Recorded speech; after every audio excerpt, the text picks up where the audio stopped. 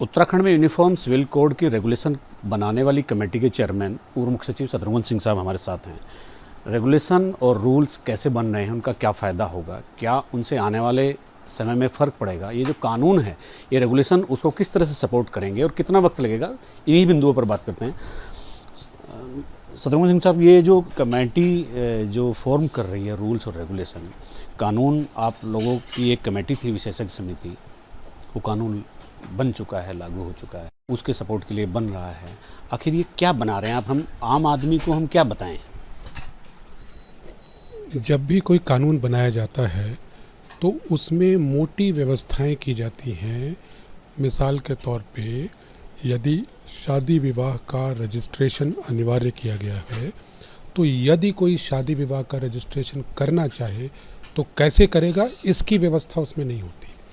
ये होता है कि अनिवार्य रजिस्ट्रीकरण है, रजिस्ट्री करना अनिवार्य है। मैं इसी कोड की बात कर रहा हूँ। अब जब हम रूल बनाने बैठते हैं तो हम ये देखते हैं कि आम आदमी जब रजिस्ट्रेशन क्या सोचेगा तो उसको कौन से उपाय करने हैं, किस अधिकारी के पास जाना है या किस ऐप का यूज़ करना है, कंप्यूटर पे आना है, वो कैसे करेगा।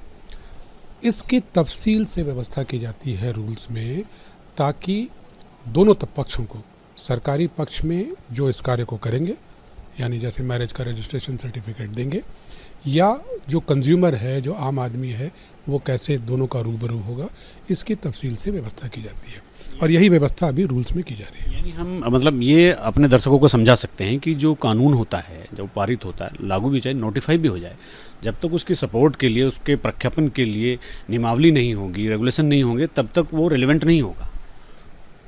अधिकतर मैं कहूँगा कि 90% से ज़्यादा कानून तब तक लागू नहीं हो पाते जब तक कि रूल्स उसके नहीं बनते, क्योंकि वो कानून लागू करने की व्यवस्था क्या होगी, जब तक यही क्लैरिटी नहीं है तो केवल कानून बना देना तो पर्याप्त नहीं, और फिर हर आदमी अपने हिसाब से उसको इम्प्लीमेंट करना शुरू कर देगा।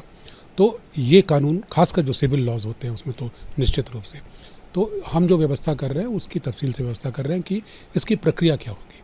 जैसे उदाहरण के तौर पे आईपीसी था, फिर एक सीआरपीसी बनता है, तो एक प्रक्रिया की संहिता है और एक न्याय की संहिता है जो कि बताती है इस जुर्म के लिए इतनी सज़ा हो सकती है, लेकिन उसकी प्रक्रिया क्या होगी वो सीआरपीसी में दिया है, सीपीसी में सिविल की व्यवस्था दी गई है।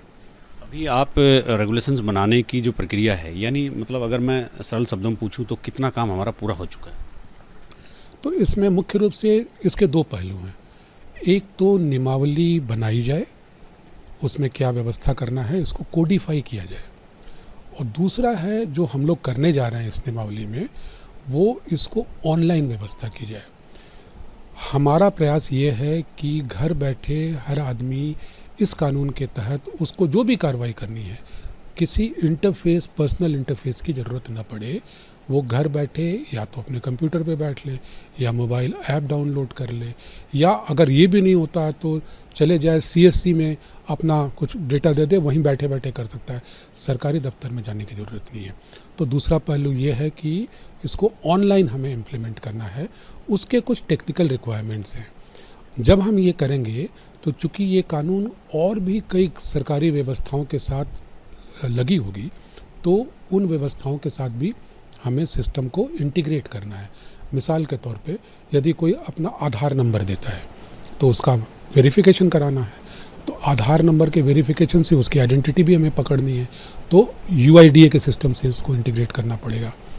अगर कोई कहता है कि साहब कोर्ट का ये आदेश है जिसके तहत डिवोर्स हो चुका है, तो कोर्ट का जो सिस्टम है वो सीएनआर सिस्टम उनका है, उससे हमको इसको इंटीग्रेट करना होगा। यदि कोई विल बना रहा है, उसमें बोलता है कि भाई हमारे पास ये डीमैट अकाउंट है, तो सेबी की व्यवस्था से इसको इंटीग्रेट करना होगा। या बोलता है कि हमारे बैंक अकाउंट में इतने रुपए हैं, तो उससे उसको या तो हम जो पैन नंबर होता है उसके थ्रू इंटीग्रेट करें या कोई दूसरी व्यवस्था करें। तो दोनों व्यवस्थाएं हमें करनी है, और दोनों व्यवस्थाएं यानी कोडिफिकेशन ऑफ रूल और ये टेक्निकल जो इंफ्रास्ट्रक्चर क्रिएट करना है अभी चल रही हैं, दोनों पैरेलली चल रही हैं। अभी कितना समय और लगने की उम्मीद है? आपने मुख्यमंत्री जी की बात सुनी होगी, उन्होंने कहा है अक्टूबर तक इसे लागू करना चाहते हैं, तो हमारा प्रयास यही होगा कि उनकी अपेक्षाओं के अनुरूप ही हम अपना सारा काम समाप्त करें। एक और छोटा सा क्वेश्चन है कि जैसे अभी भारत में 3 नए कानून लागू हुए हैं, लागू होने के से पहले ही उनके ट्रेनिंग सेशन शुरू हो गए थे पुलिस के साथ, मीडिया के साथ, वकील के साथ, जो जुडिशरी सिस्टम है वो भी। तो क्या इस कानून के बाद भी यहाँ ऐसे प्रशिक्षण की व्यवस्था होगी जितने भी स्टेक होल्डर हैं इसके? तो प्रयास यही होगा कि कानून लागू होने के पहले जो भी स्टेक होल्डर्स हैं, चाहे वो सरकारी पक्ष के हों या दूसरे पक्ष के, इसमें जैसे हो सकता है कि आप जैसे पत्रकारों को बताना ज़रूरी होगा कि आपके माध्यम से लोगों को बताएं, या लोगों को प्रशिक्षित करना भी ज़रूरी हो सकता है। तो ये कानून लागू रूल जब प्रख्यापित होगी उसके तुरंत बाद हम प्रशिक्षण की व्यवस्था करेंगे।